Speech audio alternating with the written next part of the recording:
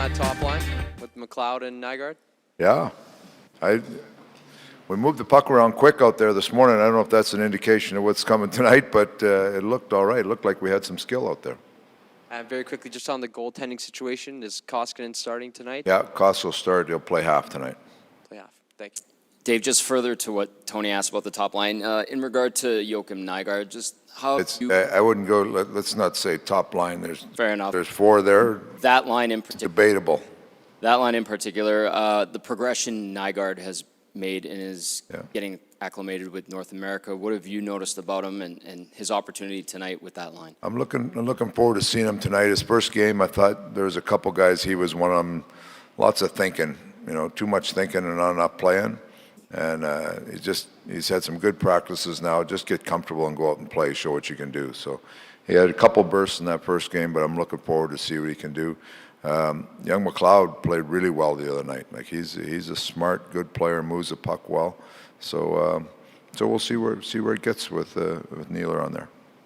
Dave, Thomas Yurko looks like he knows his way around pretty well out there. Mm-hmm. How would you analyze his game? He was his best outing last game for sure. He's a combination. He's kind of trying to find his role in the game. He's got good skill, but he's trying to really bring a strong work ethic with it. And if you saw, he was one of the guys on the forecheck the other night in Vancouver who was he hounded the puck hard. He was solid on it. So I'm interested to see what he can do too. He's a guy he's kind of been under the radar with some of those other guys, but he's a guy he's got good experience in the NHL so far and looking to find his niche on a team. So interesting guy to watch tonight. Dave, you have Benson playing every game, but till now he's playing with Bakersfield guys in a lot of cases. At what point are you going to take a look at him and say, okay, let's see how he does with an NHL center, whether that's new? Well, we haven't hardly played any NHL centers yet, so he's getting. I mean, he was with the top. He was with the top center the other night that we had. Okay. So we'll see. He's been. We said we're going to give him lots of games. He was pretty good the other night in Vancouver. This is a big night. If you look at our center ice tonight, you got McLeod, Marody, Haas, and Malone. Right? These are guys are all. We talk about guys fighting for jobs. Our center ice is fighting for jobs tonight. So, and it's no different than the wingers. You got Benson, Nygaard, and Yurko on the left wing, and then Granlund is. He's play his second game tonight, but all those people are fighting. It's competition for jobs. It's competition for playing time, competition to see where you fit in the lineup. So nobody's really separated themselves yet. So it's a big game for all those players. Are you still looking for that one player who jumps out at you as the third line center? Nobody's jumping off the map yet. Tonight's big in that. If you want to watch one real interesting thing, watch the center iceman tonight. Dave, Burdasov shows up halfway through camp, never played a game here, doesn't speak English, Russian guy.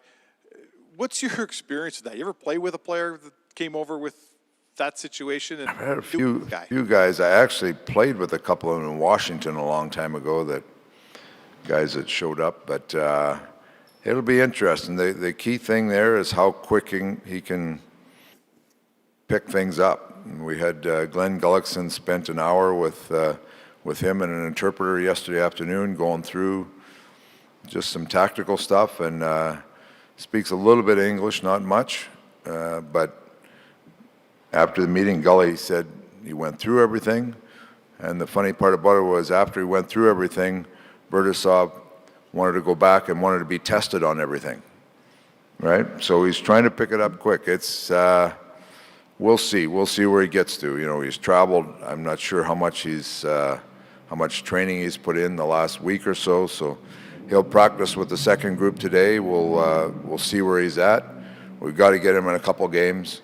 The one thing is evident just from the practice yesterday. He shoots the puck a ton. Like he can let it go. So. We'll see where the rest of his game is.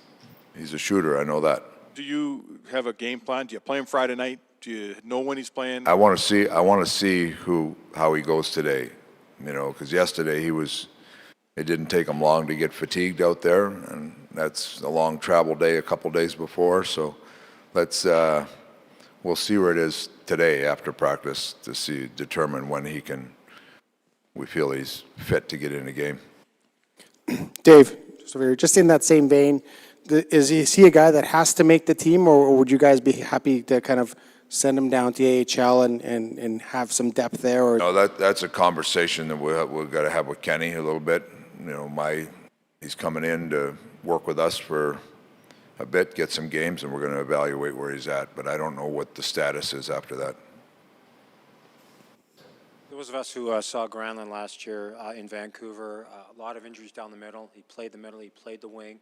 He was on the first PK unit. I think they went from 21st to 11th overall.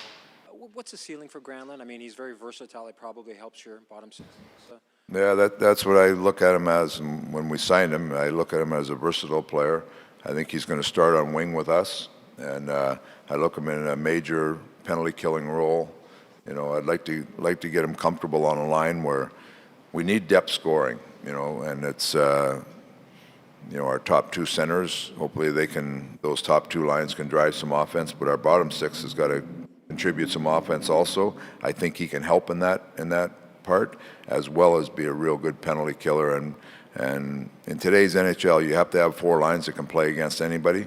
He's one of those guys, I kind of call him a glue guy, because he can play on any line, but he can play against any player in the NHL also. So I like how he plays. We'll find the right fit for him on a line, and hopefully he can get a role and be a real good player for us.